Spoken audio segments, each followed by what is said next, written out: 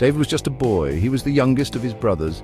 His job was not big or important in the eyes of the world. He was a shepherd. He spent his days in the fields, watching over his father's sheep. The sun was his roof, and the green hills were his home. He learned to be patient. He learned to be brave. The sheep depended on him for everything. He protected them from hungry lions and fierce bears. This quiet life in the fields was his training ground. God was preparing him for something much, much bigger. No one else saw it, but God saw a king's heart beating in that shepherd boy. God had a special plan for David.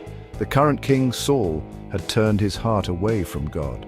So God sent the prophet Samuel to find a new king. Samuel went to David's family. He looked at all of David's older, stronger brothers.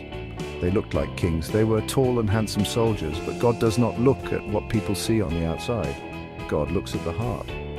He told Samuel that none of these sons were the chosen one. There was one more son, the youngest, out in the fields. They called for David, the boy who smelled of sheep and the outdoors. When David arrived, God spoke to Samuel. "This is the one," he said. So Samuel took a horn of oil and anointed David. In that moment, a shepherd boy was marked as the future king of Israel.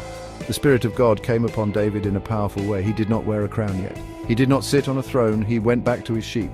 But something inside him had changed forever. He was still a shepherd, but now he carried a divine promise. He was chosen by God, not for his strength or his looks, but for the faith that was growing deep within his heart. This young shepherd learned to trust God completely. Out in the lonely fields, his only companion was God. He sang songs to God, which we now call psalms. He wrote about God's power and love.